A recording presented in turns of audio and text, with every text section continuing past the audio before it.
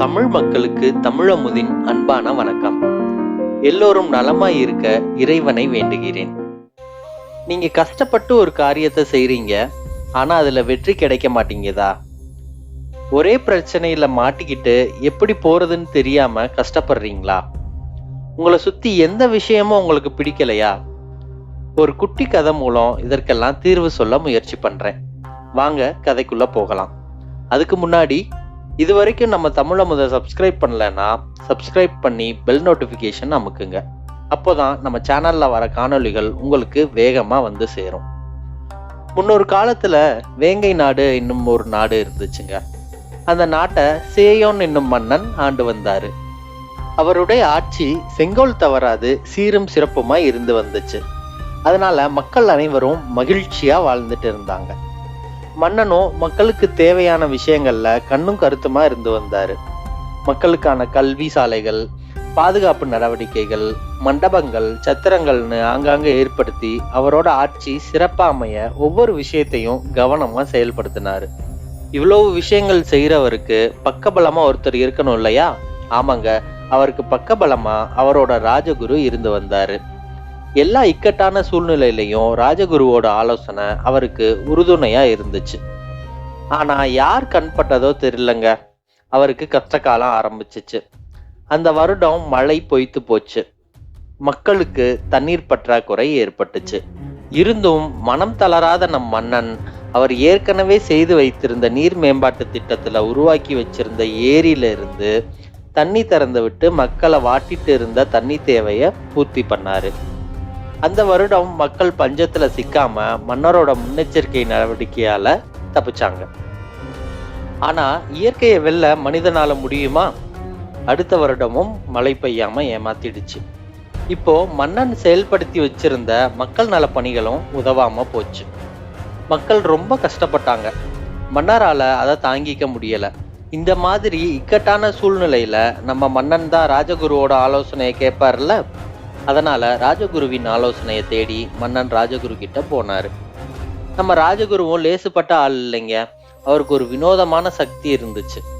அவர் எந்த பிரச்சனைக்கு தீர்வு கிடைக்கணும்னு நினைச்சுக்கிட்டு தூங்க போறாரோ அந்த பிரச்சனைக்கு அந்த காளி தேவியே வந்து கனவுல அதுக்கான தீர்வையும் சொல்லுவாங்க. அதனால அந்த நாட்டுக்கு இருக்கிற பிரச்சனைக்கு தீர்வு கிடைக்கும் அப்படின்னு நினைச்சுக்கிட்டே தூங்குனாரு ராஜகுரு. வழக்கம் போலவே காளி தேவி அன்னைக்கும் அவரோட கனவுல தரிசனம் கொடுத்தாங்க. தரிசனம் மட்டும் போதுமா? இப்போ நடந்துட்டு இருக்கிற பிரச்சனைக்கு தீர்வும் சொல்லணும்ல. அந்த தீர்வையும் அவர்கிட்ட சொன்னாங்க. அதாவது ஊர் மக்கள் எல்லாரும் ஒன்று சேர்ந்து ஏற்றத்தாழ்வு பார்க்காம திருவிழா ஒன்று நடத்தணும். அது மட்டும் இல்லாம என்னை மனசால நினைச்சு துதிப்பாடல் ஒன்று பாடணும். எப்போ என்னோட மனசு குளிருதோ அப்போ நான் மழைய வர வச்சிருவேன் அப்படின்னு காளி தேவி நம்ம ராஜகுரு கனவுல சொன்னாங்க. அடுத்த நாள் காலையில எந்திரிச்சதும் முதல் வேலையா மன்னரை பார்க்க ராஜகுரு போய் விஷயத்த சொன்னாரு. ராஜகுரு சொன்ன தீர்வை மன்னன் என்ன மறுபேச்சா சொல்ல போறாரு? உடனே திருவிழாக்கான வேலைகளை ஆரம்பிக்க உத்தரவு போட்டாரு மன்னர். அது மட்டும் இல்லாம இப்போ மக்கள் பஞ்சத்துல இருக்காங்க. மழை பெய்தாலும் பயிர் வளர நாளாகும். அதுவரை மக்கள் கஷ்டப்படுவாங்க இல்லையா? நம்ம மன்னர் என்ன அதை பார்த்துட்டு சும்மாவா இருப்பாரு? அதனால வீட்டுக்கு ஒருத்தருக்கு அரசாங்க பணி வழங்கப்படும் அப்படின்னு உறுதி அளிச்சாரு நம்ம மன்னர். அதுல வர ஊதிய தொகையை வச்சு பக்கத்து நாட்டுல இருந்து தானியம் கொண்டு வரும் வியாபாரிங்க கிட்ட வாங்கி அப்போதைய பசிய போக்கிக்கலாம் அப்படின்னு மன்னர் நினைச்சாரு. இந்த மாதிரி வீட்டுக்கு ஒருத்தருக்கு அரசாங்க வேலைனா மக்கள் என்ன சோகமாவா இருக்க போறாங்க? மகிழ்ச்சியில துள்ளி குதிச்சாங்க. அவங்க கஷ்டம் எல்லாம் தீரப்போகுதுன்னு நினைச்சு உற்சாகமா துதிப்பாடல் எழுதினாங்க. கடைசியா அந்த திருவிழாவும் வந்துச்சு. திருவிழாவுக்கான கோயில் பூஜைகள், அலங்காரங்கள், எல்லோருக்கும் சாப்பாடுன்னு அந்த கஷ்டத்திலையும் மன்னர் குறையே வைக்காம அவ்வளவு ஏற்பாட்டையும் செஞ்சு வச்சிருந்தாரு. மக்கள் ஒருவர் பின் ஒருவரா வந்து துதிப்பாடல் பாட ஆரம்பிச்சாங்க. ஒவ்வொருவருக்கும் தங்களுக்கு கிடைக்க போகும் அரசாங்க வேலையை எண்ணி எண்ணி உற்சாகத்துடன் பாடினாங்க. அவர்களின் உற்சாகம் பாடுவதிலும் முகபாவனைகளும் நன்றாகவே தெரிஞ்சதுங்க. அந்த நாட்டுல இருக்கிற எல்லா குடும்பங்களும் பாடி முடிச்சுட்டாங்க. ஆனா மழை வந்த மாதிரி தெரியல. இத பார்த்த மன்னருக்கு ஒரே கவலை. என்னடா இது, நம்ம ராஜகுரு சொன்ன அது கண்டிப்பா நடக்குமே, இது மட்டும் இன்னும் நடக்கலையேன்னு யோசிச்சான். டக்குன்னு அவன் மனசுக்கு ஒரு எண்ணம் தோணுச்சு. நானும் இந்த நாட்டுல ஒரு குடும்பம் தான்னு சொல்லி துர்க்கையை நினைச்சு அவனுக்கு தெரிஞ்ச பழைய பாடலை துதி பாடலா பாட ஆரம்பிச்சாரு நம்ம மன்னர். பாட ஆரம்பிச்ச சில நேரத்திலேயே பலத்த காற்று வீச ஆரம்பிச்சிச்சு. மேகங்கள் கூடிச்சு, மழை பெய்யவும் தொடங்குச்சு. வறட்சி இருக்கும்போது மழை வந்துச்சுன்னா மக்களுக்கு மகிழ்ச்சியா தானே இருக்கும். எல்லோரும் சந்தோஷத்துல ஆஹா ஓஹோன்னு கத்த ஆரம்பிச்சாங்க. அந்த நாடே மகிழ்ச்சி கடல்ல தத்தளிச்சுட்டு இருந்துச்சு. மன்னனும் சந்தோஷத்துல தன்னை மறந்து இருந்தாரு. பிறகு ராஜகுரு கிட்ட, குருவே, இத்தனை மக்கள் பாடின துதி கேட்ட காளிக்கு மனம் குளிராம நான் பாடிய பழைய துதியை கேட்டு மனம் குளிர்ந்ததற்கான காரணம் என்ன அப்படின்னு கேட்டார். ராஜகுரு தான் ஞானியாச்சே, அவருக்கு விஷயம் புரியாமலையா இருக்கும்? நம்மள இருக்கிற பல ஞானிகளுக்கு கூட இந்த விஷயம் புரிஞ்சிருக்கும். ஆமாங்க, இதுவரை துதி பாடின மக்கள் யாரும் காளி தேவியை நினைச்சு துதி பாடல. அதுக்கு பதிலா காளி தேவிக்கு சம்பந்தம் இல்லாத அரசாங்க வேலையை நினைச்சு பாடினாங்க. மன்னருக்கு அப்படி இல்ல. ஏன்னா மன்னர் தானே அரசாங்கமே. அவருக்கு தேவையும் மழை வரணும் அப்படிங்கிறது, அதோட சேர்த்து காளி தேவி மனம் குளிரணும் அப்படிங்கிறதும். இந்த இரண்டு விஷயத்த மனசுல நினைச்சதால காரியம் நடந்துச்சு. அப்புறம் என்னங்க, மழை வந்துருச்சு. நம்ம மன்னரும் கொடுத்த வாக்குறுதிப்படி துதி பாடின அத்தனை குடும்பங்களிலும் ஒருத்தருக்கு அவங்க கல்வி அறிவுக்கு தகுந்த மாதிரி அரசாங்க வேலை கொடுத்தாரு. இப்போ இருக்கிற மக்கள் மாதிரி நல்ல வேலை கிடைச்சதும் விவசாயத்தை அந்த மக்கள் கைவிடலைங்க. வீட்டுல இருக்கிற ஒருத்தர் அரசாங்க வேலைக்கு போனாலும் மற்றவங்க விவசாயம் செஞ்சே அவங்க வாழ்வை சந்தோஷமா கழிச்சாங்க. அப்பதானே அரசாங்க வேலையில இருக்கிறவங்களுக்கும் சோறு கிடைக்கும். அதுக்கப்புறம் நாடு மறுபடியும் செழிப்பா மாறுச்சு. விவசாயமும் மக்களின் வாழ்க்கை தரமும் உயரத் தொடங்குச்சு.